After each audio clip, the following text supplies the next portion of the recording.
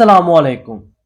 आज की इस वीडियो का हमारा मौजू है कि मुबल्लिग आलम जनाब मौलवी इस्माइल साहिब अपने मजहब को छोड़कर शिया कैसे हुए।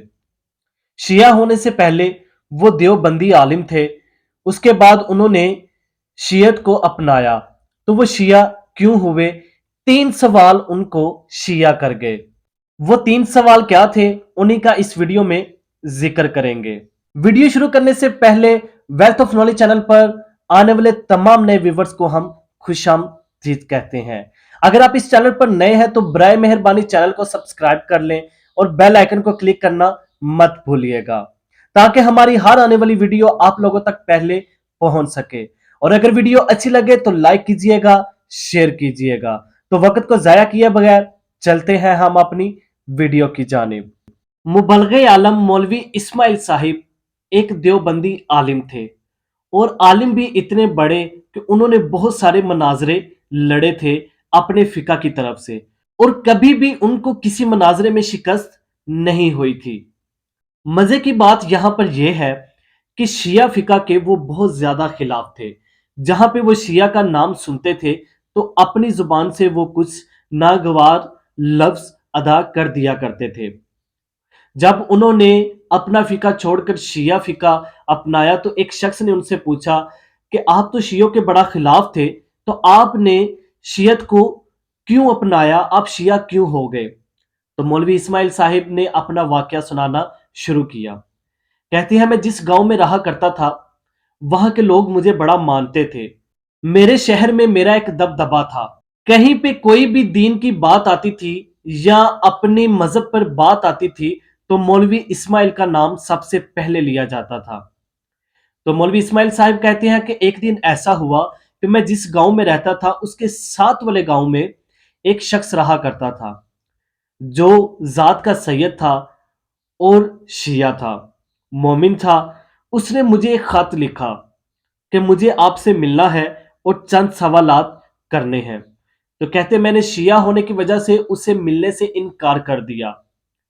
जब दूसरी दफा फिर से खत आया, मैंने फिर से इनकार कर दिया। जब उस सैयद ने तीसरी दफा मुझे खत लिखा तो मेरे अपने ही लोग मुझे कहने लगे कि मौलवी साहिब आप उससे मिलते क्यों नहीं? क्या हुआ अगर शिया है तो आप उससे मिलिए तो सही, उससे पूछिए तो सही कि वो पूछना क्या चाहता है। तो मौलवी इस्माइल साहिब कहते हैं कि मैंने अपने लोगों के इसरार की वजह से उसे मिलने के लिए इजाजत दी। जब वो मेरे पास आया और बड़ी सादगी से मेरे सामने आकर खड़ा हो गया और मुझे कहने लगा कि मैं एक गरीब सा बंदा हूं, ना तो मैं ज्यादा पढ़ा लिखा हूं, लेकिन मैं आपसे तीन सवाल करना चाहता हूं। मुझे ज्यादा लंबे चौड़े इसके जवाब नहीं चाहिए क्योंकि मुझे समझ में लंबे चौड़े जवाब नहीं आएंगे। मुझे सिर्फ हाँ या ना में इसका जवाब चाहिए। तो मौलवी इस्माइल साहिब ने कहा कि यह तो बड़ा आसान हो गया, पूछ तेरे क्या तीन सवाल हैं?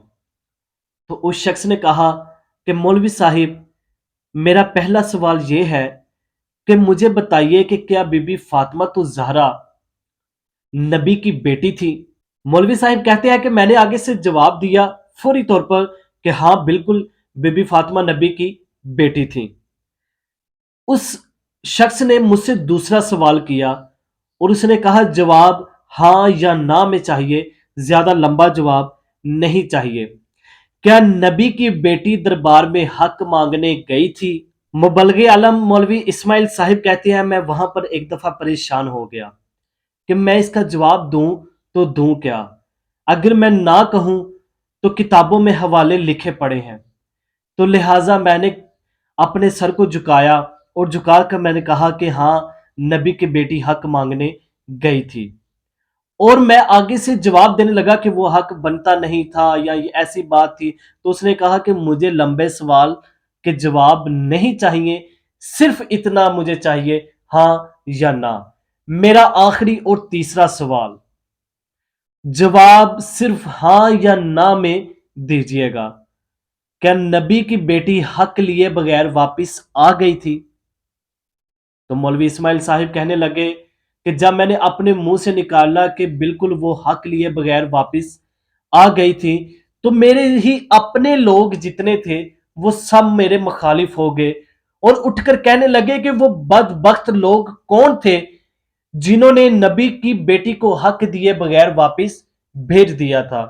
کہتے میں نے بڑا سمجھانے کی کوشش کی لوگوں کو کہ وہ حق بنتا ہی نہیں تھا، تو وہ لوگ مجھے کہنے لگے کہ حق بنتا تھا یا نہیں بنتا تھا، وہ نبی کی بیٹی تھی، اگر نبی کی بیٹی نے جا کر کہا کہ میرا حق بنتا ہے تو نبی کی عزت کے لیے بی بی کو وہ حق دے کر وہاں سے بھیجتے، خالی ہاتھ نہ بھیجتے۔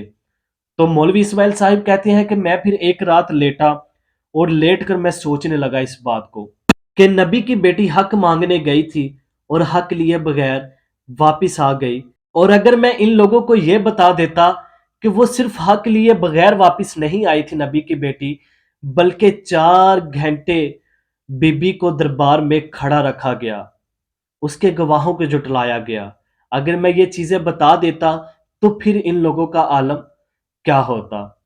کہتے بس میں نے اسی دن سے فیصلہ کر لیا کہ میں بی بی کا وکیل بنوں گا اور میں شیعہ مذہب کو اپناؤں گا۔ اسی دن سے میں شیعہ ہوا، اور مولوی اسماعیل صاحب وہ شیعہ ہوئے ہیں جو صرف خود شیعہ نہیں ہوئے بلکہ آدھی دنیا، ایک مثال کے طور پر میں بات کروں تو آدھی دنیا کو انہوں نے شیعہ کیا ہے اپنے مناظروں سے۔ امید ہے کہ یہ معلومات آپ کو پسند آئی ہوگی۔ اگر ویڈیو اچھی لگی ہے تو لائک کیجئے گا، شیئر کیجئے گا۔ ملاقات ہوگی اگلی ویڈیو میں، تب تک کے لیے اللہ حافظ، اللہ نگہبان۔ اللہم صلی علی محمد و آل محمد۔